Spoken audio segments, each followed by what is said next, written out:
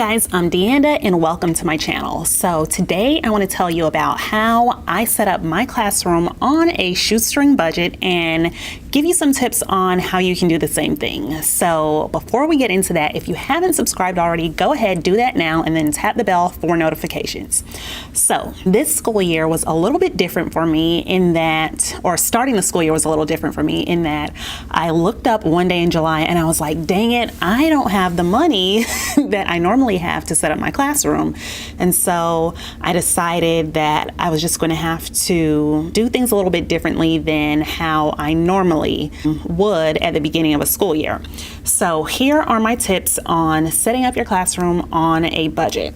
First tip is to skip the theme. It can be really expensive and the cost can start adding up really quickly when you are trying to make everything in your classroom match and fit into this one theme.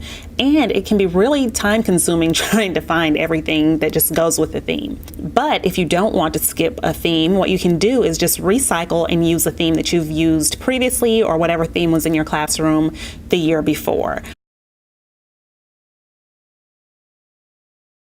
When I started teaching my very first year, I had a frog theme and I spent so much money on it. If you are a first year teacher, then you definitely know what I'm talking about. You have fresh memories of all the money that left your wallet or bank account to, get the things that you need for your classroom. So after spending all that money, I had my frog theme for like 3 or 4 years. And after that, I was just like, I'm done with it, never again. That was a lie, because if you look behind me, is that not frog border? Yes, it is. So I don't per se have a frog theme this year, but I just decided to pull out some of the old things that I've had from before. And that leads me right into my very next tip, which is go through your resources and see what you have that you can recycle and use again. Also, during this time of the year, you're going to notice lots of bins of things or piles of things sitting outside the classroom doors of your colleagues. Go through and look through some of that stuff and see if there's anything in there that they're trying to get rid of that you can use. Like the old saying goes, one man's trash is another man's treasure. The thing is, though, don't take the things that you don't really need, because then you can fall victim to becoming one of those teacher hoarders. And we all know a teacher hoarder. Like, there's one on every hallway, there's one or at least one in every school, and you just don't want to become the teacher hoarder. So tip 3, skip the name tags. I stopped using name tags several years ago, and instead I use these Sharpie paint pens. I love them so much because you can write on the desk with them and they stay put for like a really long time. All you have to do is get an Expo marker, trace over it, and then wipe it away, and the desk is clean.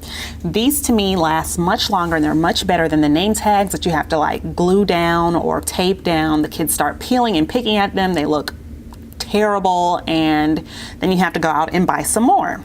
With these paint pens, I bought this one 3 years ago when I started writing names on the desks, and I finally just ran out. Like, it's kind of getting empty now, and so I had to go buy another one, and I'm sure that this will last for 3 more years. The best $5 or $6 you can spend, and definitely you'll spend way more than that on name tags over the years. Something else you can do is barter. So check in with your team and your colleagues and see if they have anything that they want to get rid of that maybe you could use, and maybe they could use something that you have that you'd be willing to trade. You can also ask for the things you need. You can ask your administration, and hopefully they'd be willing to help you out and try to get to you whatever it is that you need, because it would be for your students.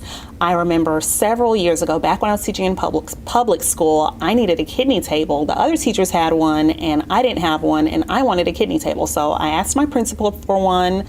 They weren't able to track one down in the building, but they did end up ordering and just purchasing more kidney tables for some of the teachers in the school who needed one. You can also ask your coworkers if you have things that you need, and it might not necessarily be like asking them to have things, but maybe you just need to borrow something. So when I was setting up my room, I was making my attendance graph, and I was cutting it out of foam board, and I was using my box cutter, which I've had in my classroom for a few years, and it got really dull.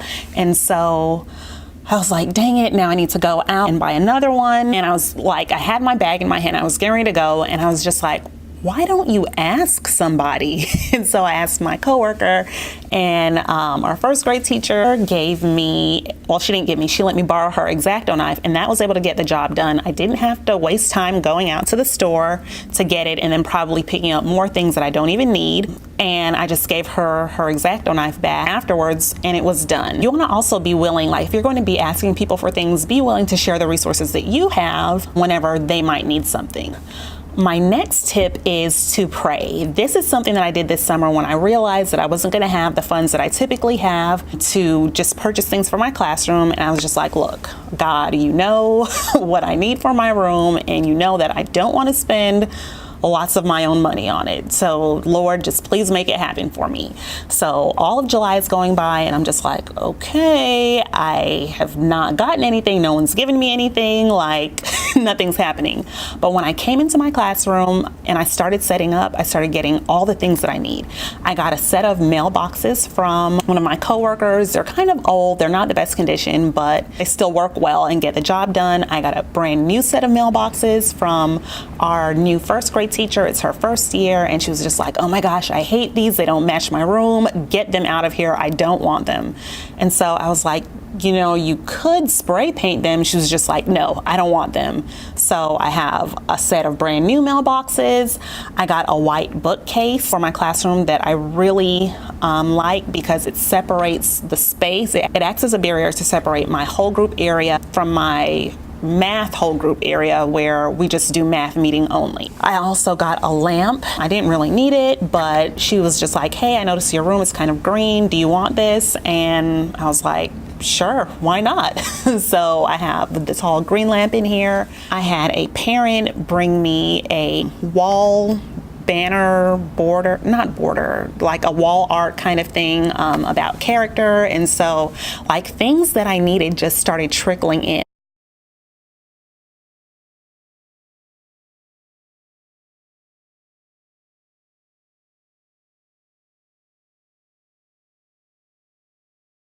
I was getting ready to purchase from Amazon some mailboxes, but now I have 2 sets of them. So definitely be prayerful, you know, if you are actually in need of and don't have a way of getting the things that you need. And it really makes me wish that I had been praying for my stuff all along instead of just, you know, being so ready and willing to go out and just purchase everything without a second thought over the previous years. My last tip and my final tip is one of the best tips, and it's not my own idea. This comes from Monet from Tick Life, and I watched one of her videos recently, and she was talking about how she budgets for her classroom. So that would be my final tip, which is, again, like I said, from Monet.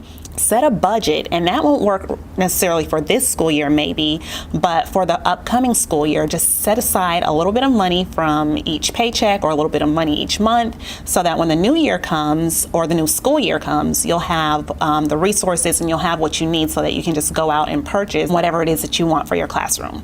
So those are my tips for how you can set up your classroom on a budget, and I hope that you found this helpful. If you did, go ahead and give this video a thumbs up, and be sure to leave a comment down below and let me know what are some of your tips for just staying within the budget when you are shopping for your classroom and just setting things up. Also, let me know if you're interested in more budget type videos. I love saving money where I can and being a good steward of my money. I'm not always the best at that, but I definitely strive to be good about my spending habits. So if you're interested in more budget things related to teaching or the classroom or just in general, also let me know about that. And that's all, guys. I'll see you next time.